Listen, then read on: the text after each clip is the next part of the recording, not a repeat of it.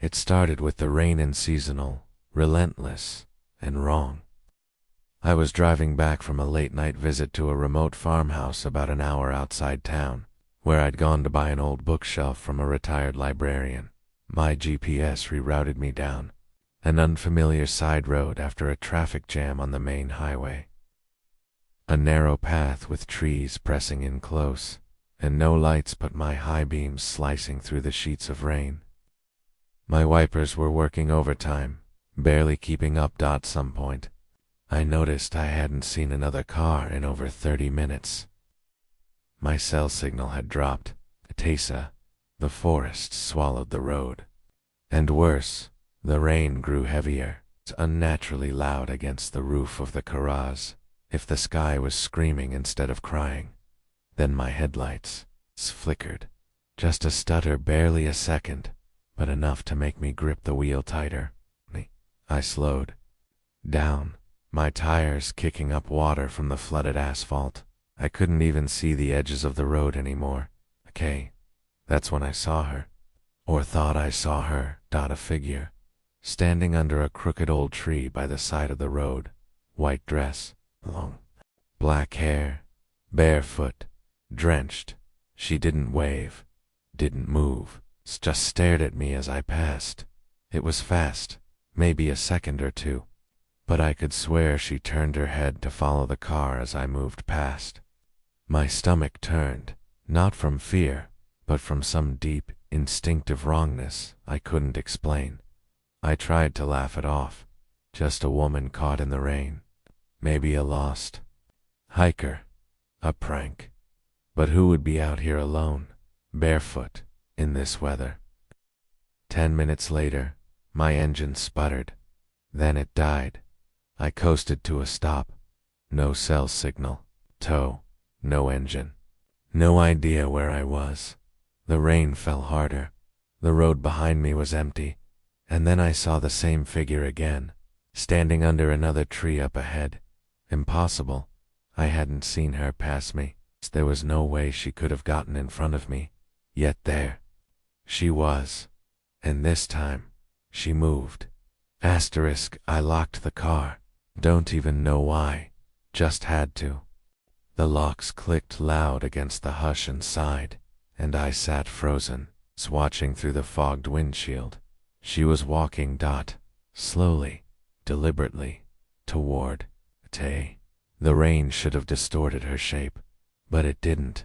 If anything, she looked sharper through it, like the water made her clearer. Her eyes were fixed on me, unblinking, the whites too bright in the darkness. I fumbled for my flashlight, grabbed it from the glove compartment. But the moment I flicked it on, the light died. Just like the car. No power. Batteries brand new. And the rain god, the sound of it was changing. It wasn't a steady pour anymore. It was tapping. Hard, frantic tapping. Like dozens of fingers on the roof, the windows, the trunk. The woman stopped about 20 feet away. I swear I could hear her breathing over the rain. Then she opened her mouth. No sound came out. I felt it though, in my bones, like something cracked deep in my chest. I covered my ears instinctively, but there was nothing to hear, only feel. I snapped. I couldn't stay in the car. I grabbed my coat, pushed the door open, and ran into the forest anywhere, just away from her. Branches whipped my face, mud sucked at my boots, and I ran until my lungs burned and my legs threatened to collapse. Only when I stopped, gasping, did I realize something chilling. It was quiet, too quiet. No wind, no rain, just me. And then, drip dot water, landing on leaves. Looked up and saw her, standing silently on a branch above me, arms dangling, head tilted. She was smiling. I ran again, but it didn't matter. The forest was folding in on itself. Every direction I turned, I ended up back at the same crooked tree. Akata, the rain had returned, but now it was whispering a soft, slurred voice inside it, too low to make out, but loud enough to crawl under my skin. Then I saw lights, cabing, an old one, windows lit with warm yellow glow. I don't know how I got there, I just remember banging on the door, screaming for help. An old man opened it, pale, wide-eyed. "You saw her," he whispered. I nodded, panting. "Who is she?" He didn't answer right away. He just opened the door wider and let me in.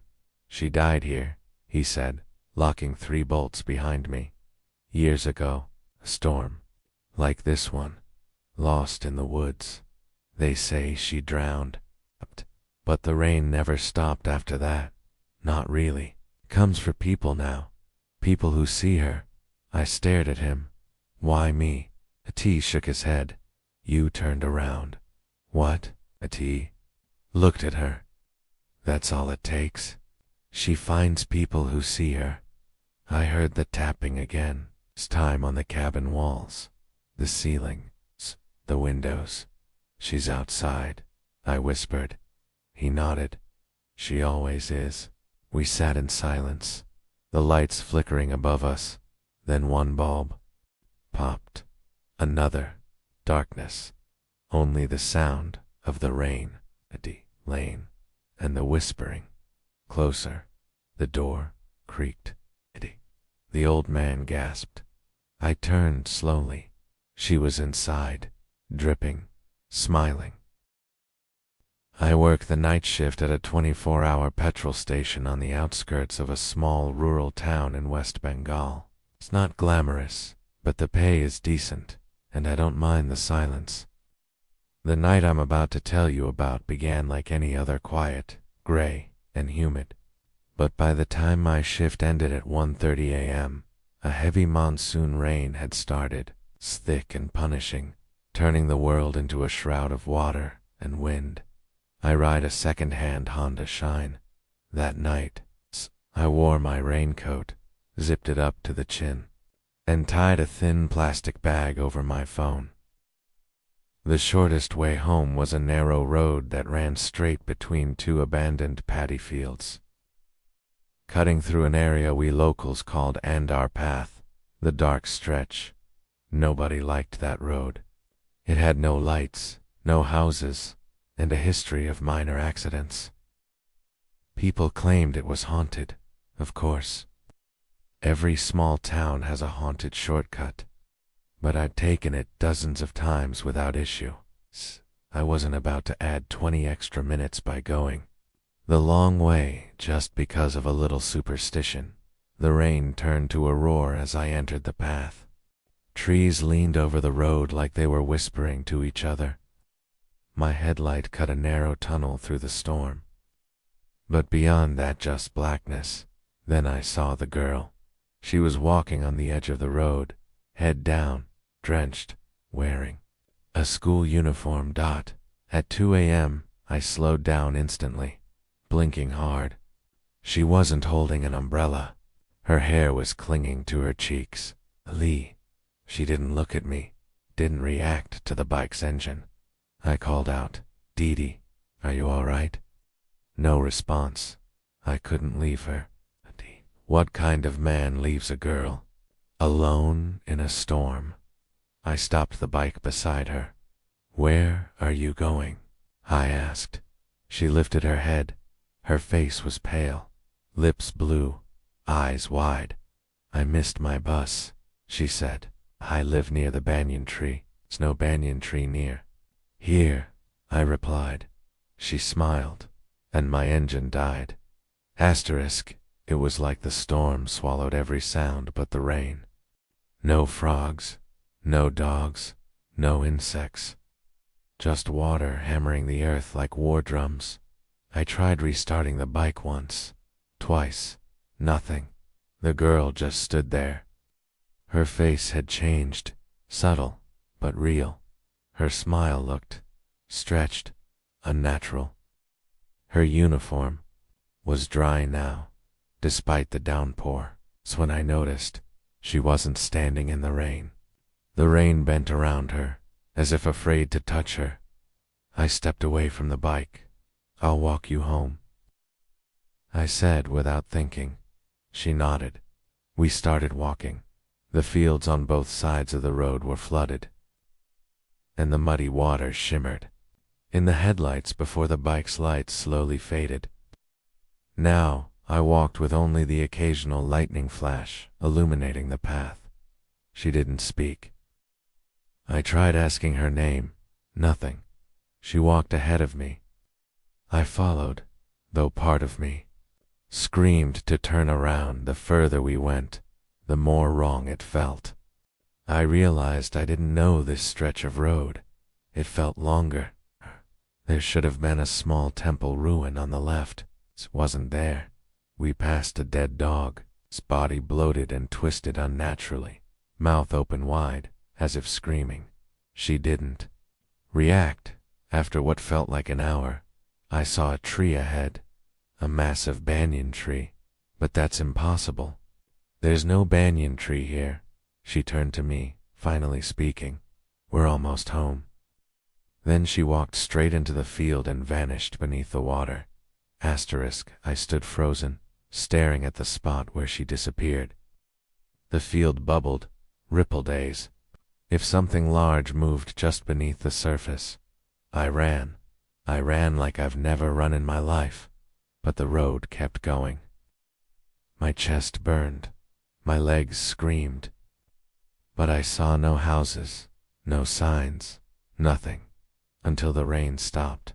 Not gradually, instantly. Like a switch had been flipped.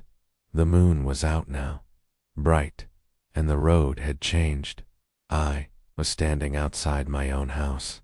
No bike, no wet shoes, no raincoats, just home. I stumbled inside.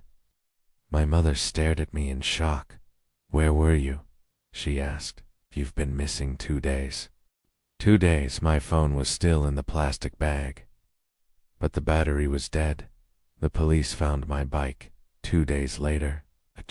Halfway down the old bypass, 20 kilometers away from the shortcut I took. It was standing upright, the key still in the ignition. I haven't used that road since, but some nights, especially during heavy rain, I get calls. Blocked numbers, silent on the other end. And once I answered it. A girl's voice whispered, "Come walk me home again." The call ended. And outside my window, even though the night was clear, rain was falling. I work late-night shifts at a medical diagnostics lab in Bangalore. It's a small place, and I usually walk home because my PG is just under 2 kilometers away.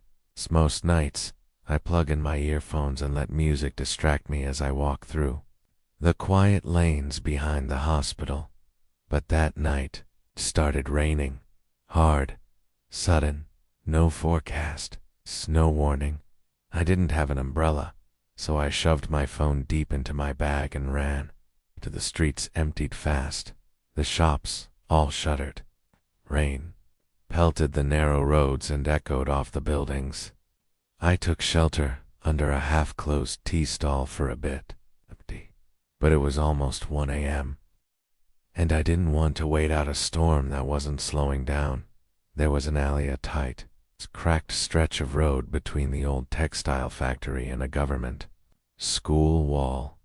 Everyone calls it Nala Gali because of the exposed open drain that runs alongside it. It's not a place people like walking through, but it cuts the distance in half. I'd never taken it before. That night, soaked, shivering, and irritated, I decided to bad decision. The moment I turned in, the air changed. The rain felt heavier, colder. There were no lights, just the orange flicker of a malfunctioning street lamp at the far end.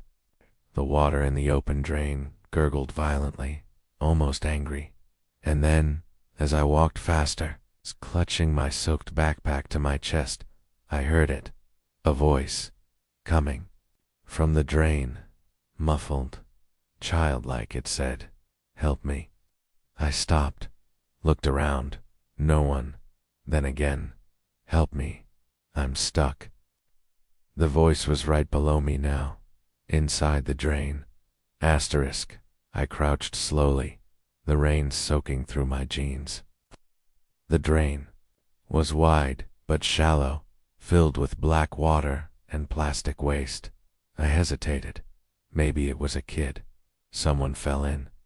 I pulled out my phone to turn on the flashlight, praying it would still work. It flickered on. I aimed the light into the drain. At first, nothing. Then movement, a ripple, and then I saw face, bloated, eyes open, just under the surface, mouth barely moving, lips forming words. Please, help. My throat went dry. It didn't blink, it just stared up at me. I wanted to run, but my legs wouldn't move. I don't know what it was, sympathy, shock. Something held me there. Then, the face rose, slowly, not like a body floating up, but like it was being pushed, as if something beneath it wanted it to rise. And then it spoke again, perfectly clear, without moving its mouth. You heard me. That means you belong here now. The light on my phone flickered and died. Something reached out of the water. I ran. I dropped my bag. A tea. I ran down the alley, screaming into the storm, slipping in the mud, crashing into garbage bins. A tea. I didn't stop until I reached the streetlight near the corner of the block, and when I turned back, there was no alley, just a wall. A solid wall where Nala Kali had been. Asterisk. I don't remember how I got home that night. I was soaked, bleeding from my knees, shaking like I had malaria. My roommate said I came in and locked myself in the bathroom. For an hour. I don't remember that. I just remember the drain, the face, the voice, and the wall. The next day, I went back.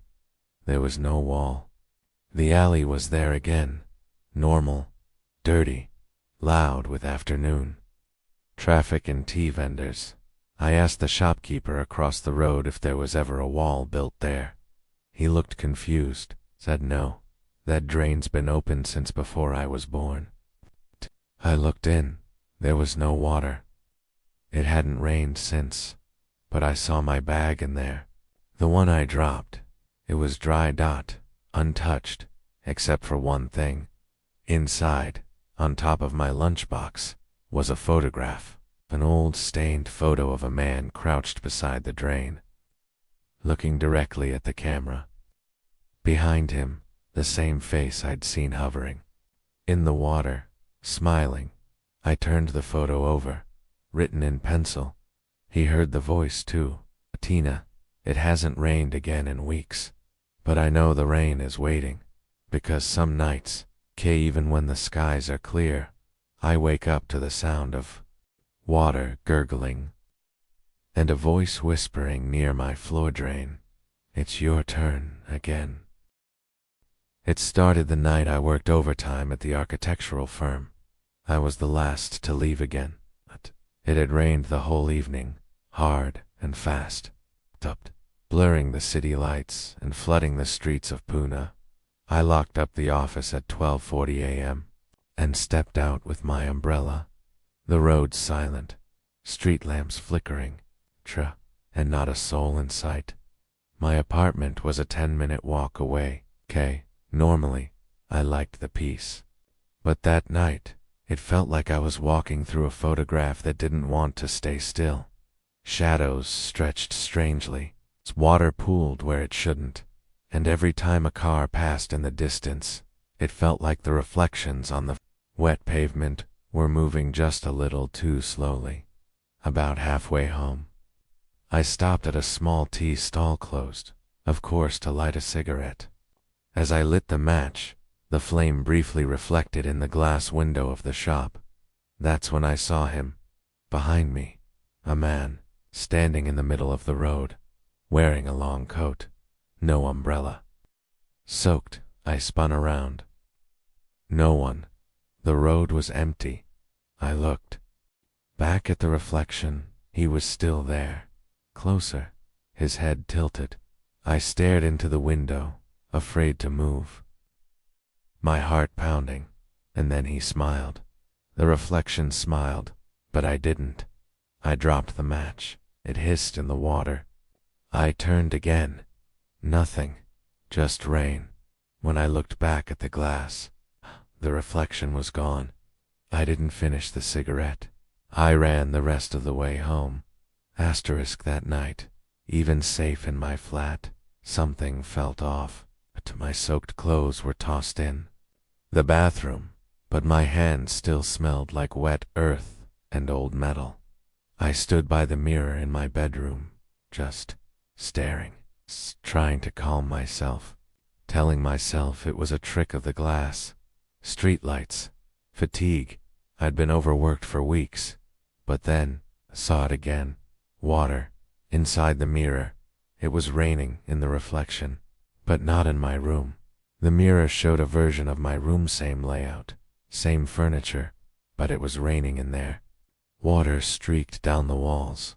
My bed was soaked. The lights flickered, and the man was standing in the corner. His coat dripped black water. He didn't move, just watched me. I backed away, threw a bedsheet over the mirror, then asleep that night. The next morning, everything seemed normal, dry, real, but I left for work early, without shaving. I couldn't bring myself to take the sheet off for 3 days. The rain didn't stop. Every time I passed a mirror or a window at night, I saw him. 9 sop fronts, elevator panels, even in puddles. Sometimes he was far away, sometimes close, but always looking directly at me, never blinking, never moving, and never real only in reflections, until the 4th night.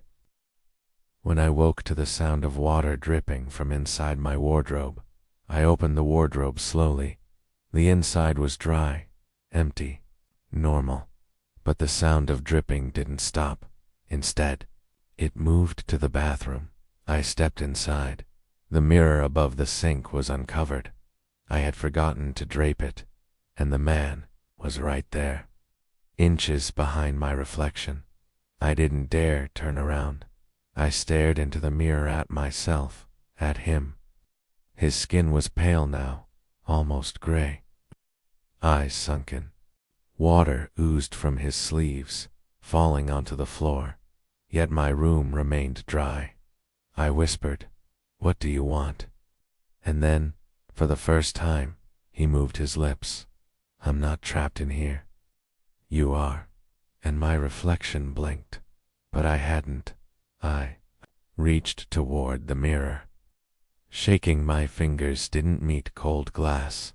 They sank through it, like the surface was made of water. My reflection smiled his smile.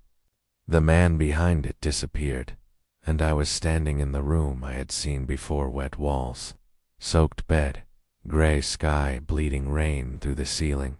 Outside, a decor. Beyond the mirror, I saw myself walk away, wearing the coat, smiling. It was supposed to be a short walk.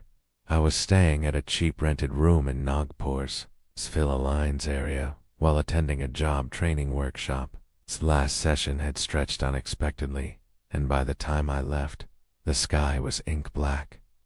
It was close to 11:45 p.m. when the first raindrop hit my cheek. I remember it because I stopped at that moment, looked up, and thought, just my luck. Within minutes, it turned into a downpour, dense, wild, hammering the street like it wanted to wash the city away. I didn't have an umbrella. I'd left it back in the training center's coat room. The main road was flooded, so I decided to take the rear lane that cuts behind the railway colony. Locals said it was the shortcut. I'd never taken it at night. No lights, no people. Just the sound of water gushing into storm drains and my own footsteps splashing through ankle-deep puddles. I told myself I'd be home in 10 minutes, but somewhere past the broken fence, I missed a turn. I walked another 5 minutes before I realized something was off. The walls were unfamiliar. The trees hung too low. A ton. Old shelter. Concrete structure with a wide arch. A fading government sign in Marat. And a dim bulb flickering beneath its roof. It was one of those pre-independence monsoon shelters for railway workers. I had heard about them. Most were abandoned, some torn down.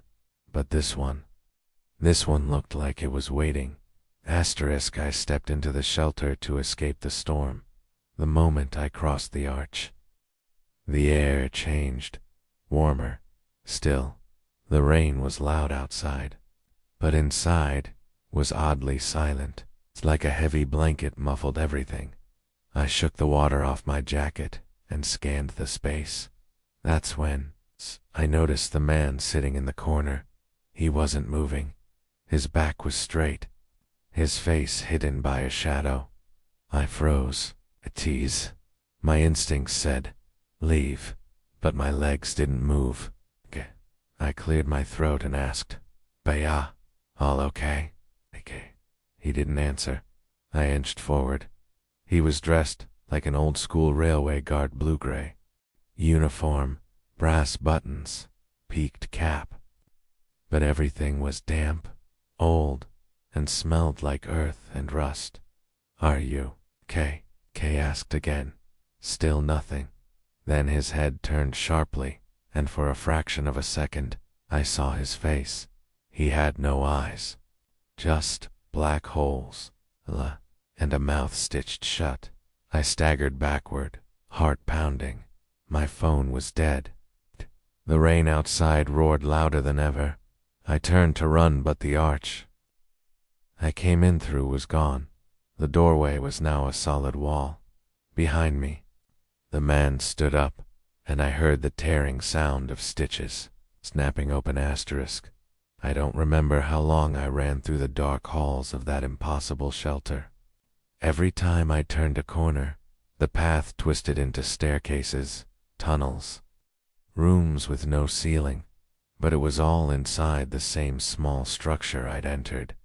The walls sweated, the floors were wet, and I began hearing voices, dozens of them, from the walls, from the ceiling, from the drains in the floor, crying, begging, whispering, don't trust the rain, Kay. He lied about the exit. They're still buried under here. Don't become one of us. I hid in what looked like a janitor's closet. I locked the door with a rusted latch and sat in the dark, trying to steady my breath. That's when I noticed the wall behind me was soft, like fabric soaked in water, and then it moved, pushed outward. Something was pressing from the other side, and then a hand tore through it. Rotten, wet, human. I screamed and kicked the door open, bolting into the hall right into the railway man. He stood inches from me now, his mouth wide open, stitches dangling from his jaw. From inside his throat came a sound I'll never forget. The sound of water flooding in, gurgling, screaming, choking, and then I was falling, not onto the floor, into water. I opened my eyes. I was lying in a flooded ditch near the railway tracks, soaked, shivering, mud in my mouth. The rain had stopped. It was 4:15 a.m. There was no shelter, no arch, just trees, water, and darkness. But as I pulled myself out of the ditch, I saw it carved into a concrete slab. Shelter 43. Collapsed in flood. A T. 1971. 22 workers buried alive. A T. And as I limped back toward the city lights, I saw my own reflection in a rain puddle, standing still, smiling, while I kept walking.